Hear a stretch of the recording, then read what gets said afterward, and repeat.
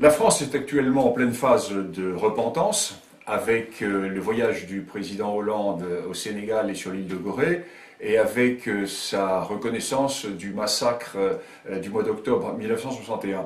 Alors, je suis historien et non pas homme politique, ce qui fait que mon approche va être uniquement historique dans la mesure où, pour l'historien, cette double reconnaissance, cette double repentance est particulièrement inacceptable.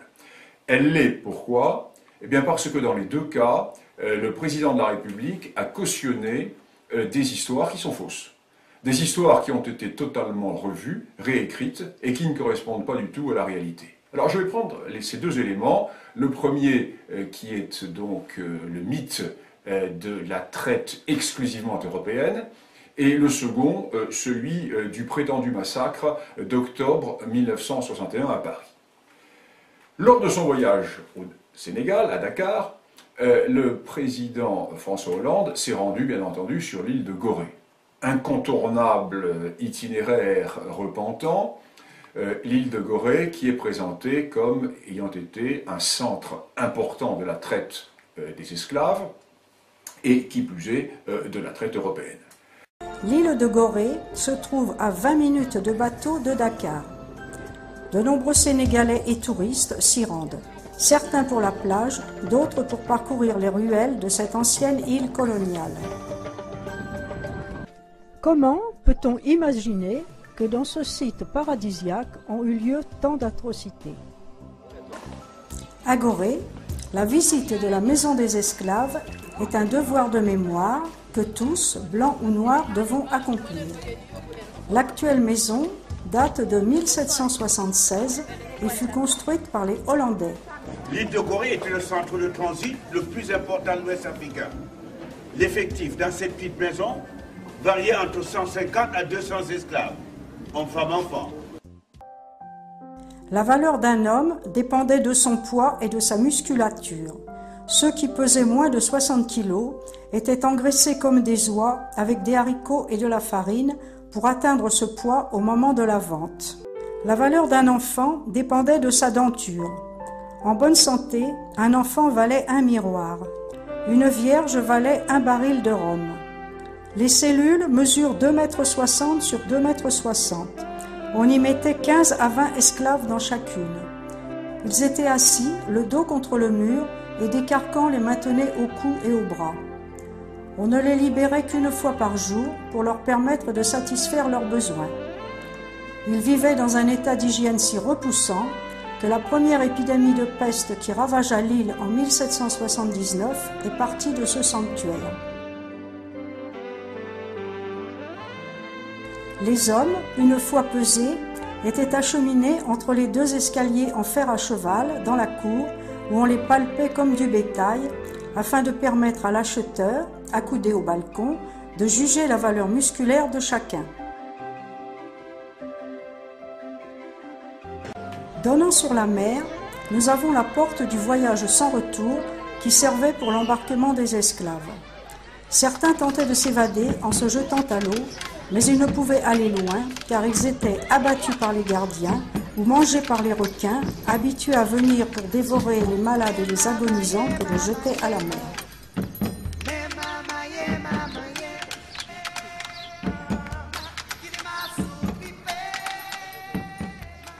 Gorée, Dachau, le Goulag. Ce mémorial est là pour nous rappeler quel long chemin il nous reste à parcourir avant de devenir des hommes. Or, l'histoire a démontré que Gorée, premièrement, ne fut jamais un centre important de la traite, et deuxièmement, que la fameuse maison des esclaves, dans laquelle l'on peut observer des chaînes, des cellules et des lieux de maltraitance de ces malheureux esclaves, avait été construite après la fin de la traite dans cette région. En effet, cette maison des esclaves date de la fin du XVIIIe siècle, alors que la traite atlantique en Sénégambie avait pris fin quasiment 75 ans auparavant. Alors le plus scandaleux dans cette affaire est que le président Hollande a cautionné un mythe historique. Eût-il voulu se rendre en pèlerinage sur un véritable lieu de traite, il aurait pu se rendre à Cape Coast, au Ghana, où là, effectivement, des vestiges d'un important fort qui appartint aux Hollandais, aux Anglais, aux Danois, subsistent. Fort qui fut effectivement un centre essentiel de la traite des esclaves, mais pas Gorée.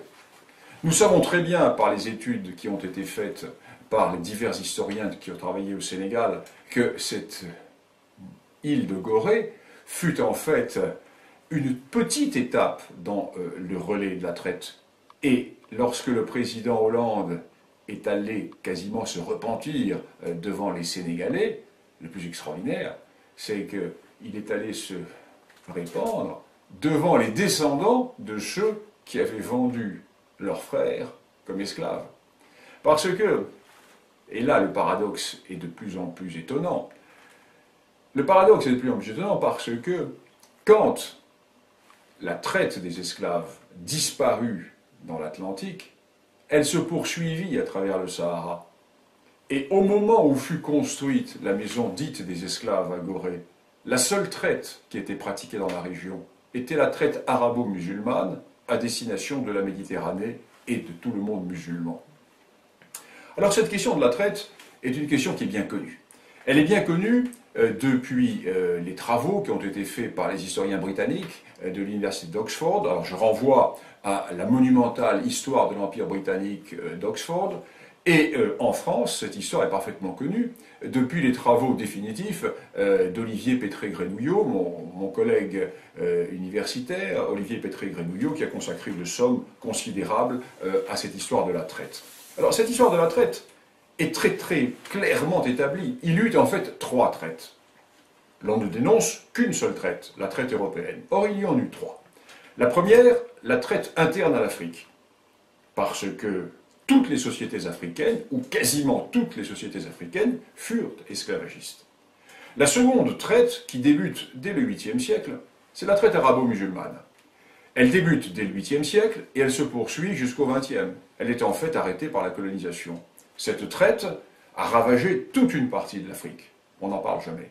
Vous êtes venu avec un nouveau livre, publié toujours chez Gallimard, Continent Noir, et vous l'avez intitulé « Le génocide voilé, enquête historique sur la traite négrière ».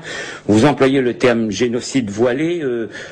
Quand j'ai lu votre livre, j'ai eu l'impression que le titre était un peu faible. Oui, faible dans l'espace et dans le temps, surtout, puisqu'on a beaucoup parlé de la traite transatlantique. Bon, mais si la traite transatlantique a été qualifiée et reconnue à juste titre comme un crime contre l'humanité, ce qu'il faut dire, c'est que celle pratiquée par les arabo-musulmans fut un véritable génocide. Parce que le sort qui était réservé, en fait, aux captifs africains apparaît aujourd'hui avec le recul comme une sorte d'extinction ethnique à terme, mais programmée par castration massive. Et on sait aujourd'hui qu'ils ont pratiquement tous disparu, en dépit des masses énormes d'Africains déportés dans les pays arabo-musulmans. Voilà pourquoi j'ai préféré utiliser le terme de génocide. Parce que si vous avez 17 millions de déportés, et que par la castration massive, vous n'avez qu'une minorité de Noirs qui a réussi à survivre en terre d'islam, alors que de l'autre côté, je parle de la traite transatlantique, vous avez aujourd'hui 70 millions d'individus qui sont descendants ou métis d'Africains qui peuplent le continent américain, des États-Unis jusqu'au Brésil, passant par les îles de la Caraïbe, alors que dans les pays arabo-musulmans, on n'en trouve plus trace. Alors vous dites d'ailleurs, qu'il serait grand temps que la génocidaire traite négrière arabo-musulmane soit examinée et versée au débat au même titre que la ponction transatlantique. Parce que ça, c'est un pan de l'histoire qui est quoi? Méconnu, caché volontairement, occulté? Qui a été volontairement, c'est sûr. Et cette amnésie volontaire de la part des élites noires sur la question peut s'expliquer par le fait que beaucoup de chercheurs ont encore du mal à passer d'une vision mémorielle, affective de cette histoire, évidemment pour des questions de solidarité religieuse, c'est évident, à une approche distanciée et scientifique d'une histoire qui ne traite que des faits avérés. C'est ce que j'ai voulu faire. Et il faut dire que le bilan est terrible, le bilan est terrifiant. Rien que pour le Sahara, on peut évaluer que 9 millions de captifs ont dû être transportés dans des conditions inhumaines. Et dont 2 millions gens ont péri ou alors sont restés en bordure du désert. Alors pour ce qui est de ce qu'on appelle la traite orientale, qui s'est déroulée dans les régions proches de la mer Rouge et de l'océan Indien, on évalue environ à 8 millions le nombre de victimes. Donc le bilan est lourd, puisque globalement, on arrive à un chiffre effrayant de 17 millions de morts, de déportés ou de castrés par les Arabes. C'est donc un génocide. Vous le dites d'ailleurs, vous dites on va pas faire un hit parade de ceux qui ont été les pires, mais vous, enfin, je résume. Disons qu'il n'y a pas de degré dans l'horreur, ni de monopole de la souffrance, mais la page devrait être écrite. Et on voit qu'aujourd'hui encore ce génocide, il faut surtout ne pas trop en parler, et surtout il ne faut pas choquer le monde musulman. Je pense que l'approche scientifique objective consiste à ne pas traiter l'histoire de deux manières. On a beaucoup parlé de la traite transatlantique. Vous, c'est ça que vous voulez, hein. Vous dites ce que vous voulez dire, c'est que il y a eu la traite, qu'elle soit transatlantique ou qu'elle soit celle-là qui a été pire. Qu'elle soit arabo-musulmane. Voilà. Donc il faut mettre les deux calamités sur le même, tout en gardant présent dans l'esprit que les premières victimes de cette calamité furent d'abord les Slaves, que les Marseillais et les Vénitiens allaient raser dans les territoires d'Europe centrale et orientale pour les vendre dans le monde arabo-musulman. Comme on sait, ça a duré toute l'époque carolingienne sous les monarques saxons Henri Loiseleur et Othon Ier. Il a fallu l'émergence d'États européens puissants dans l'Europe de l'Ouest et puis l'arrêt de l'expansion islamique aux Pyrénées pour que ça s'arrête. En fait, la traite arabo-musulmane, la traite négrière arabo-musulmane n'était que le prolongement d'une autre traite transeuropéenne. Donc toutes les victimes doivent être dénoncées, mais toutes les traites aussi au même niveau. Et la troisième traite, la traite européenne ou traite atlantique, qui débuta au XVIe siècle et qui s'acheva à la fin du XVIIIe ou au tout début du XIXe, est une traite qui est la plus connue parce que nous disposons d'archives, alors que les traites internes et les traites musulmanes ne nous ont pas laissé les mêmes quantités d'archives. Alors quand la repentance s'établit, l'histoire est faussée. L'histoire est complètement faussée, pourquoi? Parce que les esclaves n'apparaissent pas tout seuls sur le littoral. La vérité est qu'une partie de l'Afrique a vendu l'autre partie de l'Afrique. Comme le disait le grand Brodel, la traite n'est pas une invention diabolique des Européens.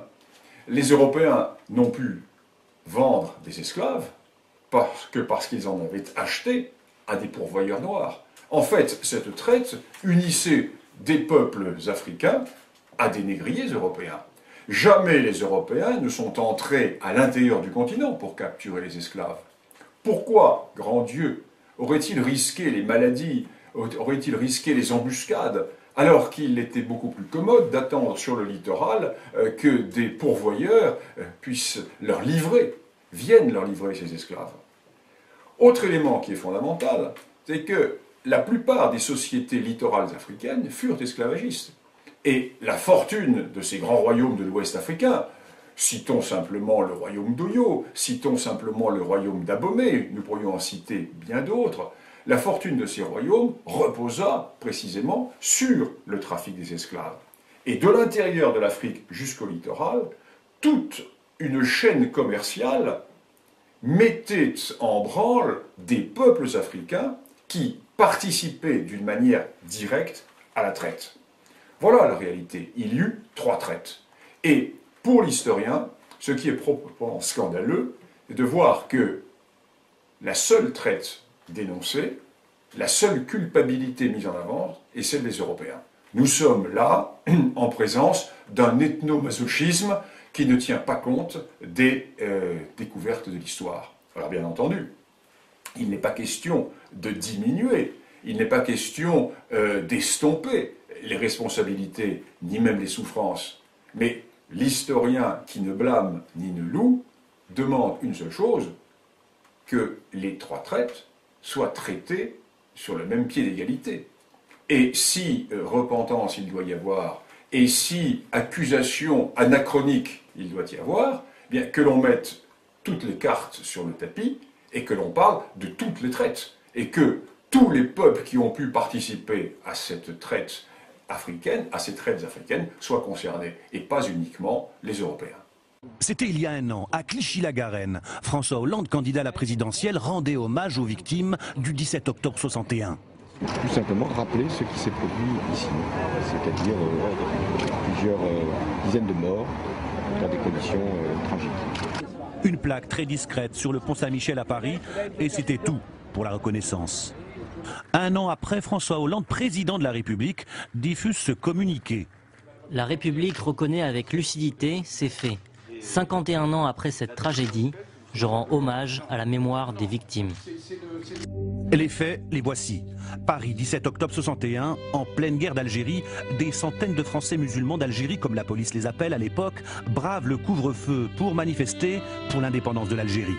La répression est féroce. À la manœuvre, le préfet de police de Paris, Maurice Papon, qui mentira au général de Gaulle sur le bilan.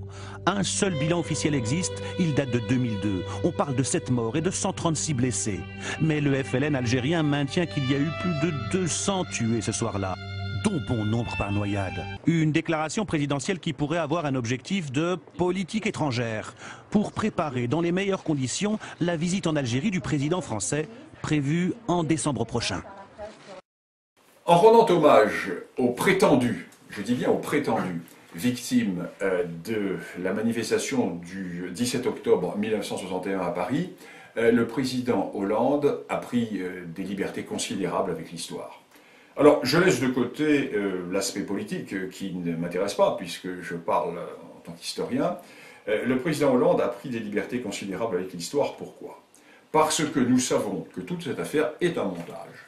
Un montage qui a été opéré dès 1961 par les porteurs de valises, par les alliés du FLN, en l'occurrence le Parti communiste français. Le Parti communiste français qui, soit dit entre parenthèses, a fait adopter hier au Sénat, à l'initiative de son groupe, la reconnaissance de ce massacre par les sénateurs de gauche et les sénateurs écologistes qui ont voté cette recommandation. Alors le président Hollande a pris des libertés avec l'histoire, pourquoi? Parce que depuis des années, les historiens travaillent sur cette question. C'est un problème qui a été étudié depuis longtemps, et notamment depuis 1998. En effet, en 1998, nous sommes sous un gouvernement socialiste, M. Jospin est Premier ministre, le président de la République est M. Jacques Chirac. À cette époque, les porteurs de valises et leurs héritiers mettent en avant cette idée de massacre qui aurait été commis par la police française sur des Algériens qui manifestaient pour l'indépendance le 17 octobre 1961. Et M. Lionel Jospin, pour en avoir le cœur net, charge une commission de hauts fonctionnaires de faire la lumière sur cette question. Et il confie cette mission à M. Mandelkern, qui est conseiller d'État, M. Dieudonné Mandelkern, qui compose une commission et qui, à cette occasion, voit s'ouvrir des archives qui jusque-là étaient fermées. La loi des 50 ans qui faisait que ces archives étaient fermées. Et la commission Mandelkern rend un rapport tout à fait intéressant qui fait litière de la plupart des accusations portées contre la France. Au même moment, un jeune historien qui s'appelle Brunet, Jean-Paul Brunet, va réussir de son côté à travailler sur d'autres archives qui jusque-là avaient été fermées, notamment des archives fort intéressantes, les archives de l'Institut médico-légal de Paris, la Morgue. Et Brunet va publier 2 livres dans lesquels il fait lui aussi litière des accusations qui sont portées contre la France. Alors que démontre Brunet? Il démontre que la majorité des décès qui sont attribués à la police française à la suite de ces manifestations du 17 octobre sont des décès qui sont antérieurs ou largement postérieurs à cette manifestation. Et Brunet montre que le jour de cette manifestation, l'on nous dit qu'un massacre se déroulait dans Paris, l'on nous dit que des centaines de personnes ont été massacrées, ou pour le moins des dizaines de personnes ont été massacrées. Or, les registres de la morgue de Paris, de l'Institut médico-légal, montrent que le 17 octobre 1961, aucun cadavre de Nord-Africain, l'on parlait à l'époque de Nord-Africain, terminologie d'époque, n'est entré à la morgue de Paris. À 4 heures du matin, le 18 octobre, les archives de la police nous donnent le bilan suivant. bilan qui parvient à Maurice Leguet, qui est le directeur général de la police parisienne, bilan de 3 morts. Sur ces 3 morts, il y a un Français de souche que l'on retrouve dans le périmètre de la manifestation, mort, le crâne fracassé, devant l'entrée d'un cinéma. On ne sait pas qui l'a tué. Et 2 autres victimes, 2 Algériens, qui sont retrouvés non pas dans le périmètre de la manifestation, mais bien plus loin. L'on ne sait pas si ces 2 personnes sont mortes, tuées par la police, ou dans des règlements de compte avec le FLN. Donc nous sommes déjà loin de ce bilan de dizaines ou de centaines de morts, de dizaines ou de centaines de noyés, à l'occasion pour lesquels, le président de la République a exprimé une certaine repentance. Alors on nous dit, oui mais c'est normal que la morgue de Paris n'ait pas enregistré de cadavres le jour même, parce que les manifestants ont eu peur d'aller déposer les cadavres dans les hôpitaux ou à la morgue. Ils les ont cachés chez eux et ils les ont ensuite déposés à la morgue plus tard. Là encore, c'est faux, parce que nous disposons des relevés et des statistiques de l'Institut médico-légal pour toute l'année 1961. Et nous voyons bien que ces cadavres qui sont remis à la morgue, sont des cadavres qui ne proviennent pas de cette manifestation. D'ailleurs, et c'est encore un des apports considérables de Brunet dans ses travaux, Brunet nous montre que l'essentiel des Nord-Africains morts pendant l'année 1961, et plus particulièrement pendant le mois d'octobre 1961, sont non pas des victimes de la police, mais sont des Algériens qui ont été massacrés, assassinés, exécutés par le FLN, soit parce qu'ils étaient pro-français, c'est-à-dire contre l'indépendance de l'Algérie, soit parce qu'ils appartenaient au MNA de Messali Hadj, qui était le grand rival dans la lutte nationaliste contre le FLN. Voilà donc la réalité.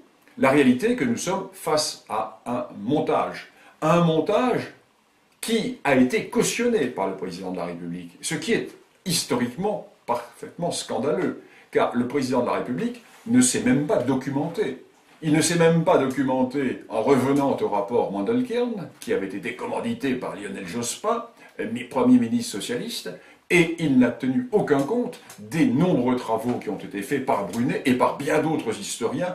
Je ne peux pas donner la liste ici car cela dépasserait le cadre d'un tel entretien, mais nous sommes parfaitement renseignés sur la question. Alors, je pose une question. Puisque nous sommes dans la repentance, puisque la repentance dégouline sur nous en ce moment, pourquoi le président de la République ne s'est-il pas manifesté? Pourquoi est-il resté silencieux sur un vrai massacre, sur un authentique massacre, sur un vrai massacre de civils?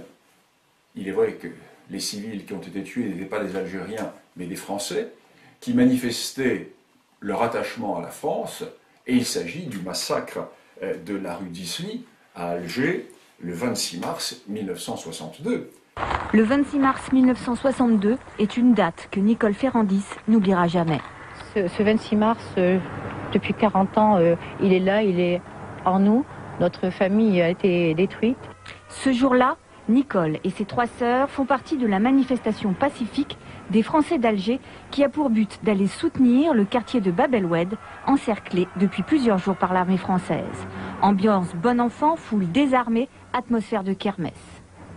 Tout d'un coup, devant la grande poste rue d'Isly, l'armée, après avoir entendu un coup de feu, se met à tirer dans la foule sans sommation. Un jeune journaliste français, René Duval, filme la fusillade et enregistre. Un manifestant abjure le lieutenant qui dirige les soldats de faire cesser le massacre. Mon lieutenant, un peu l'énergie, mon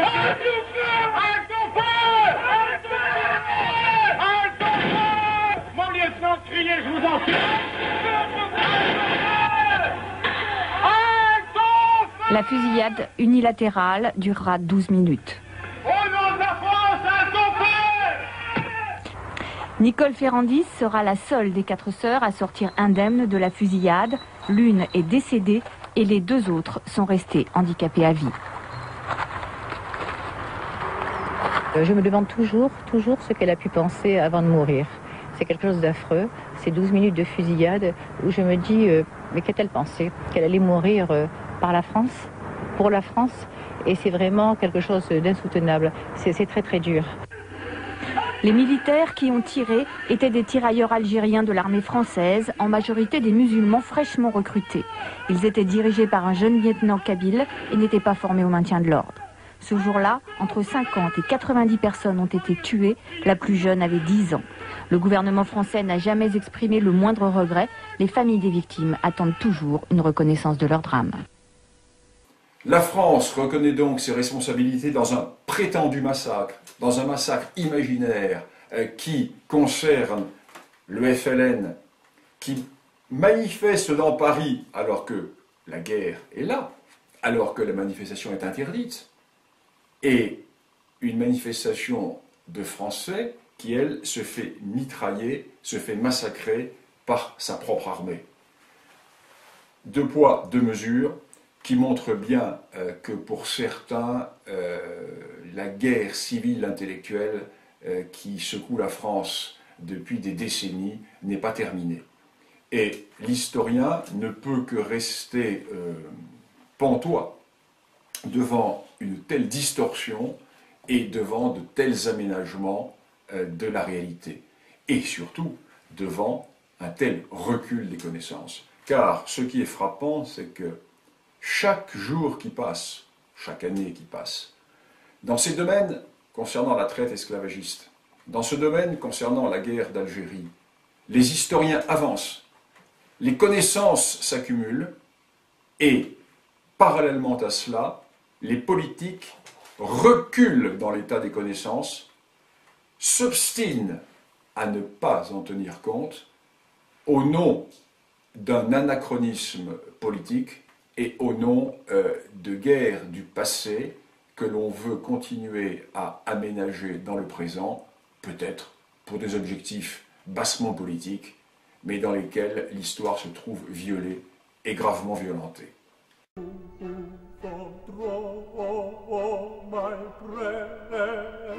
Can scarcely move or draw my breath.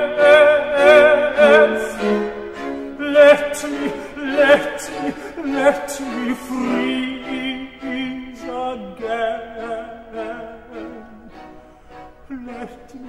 Let me freeze again to death. Let me freeze again to death.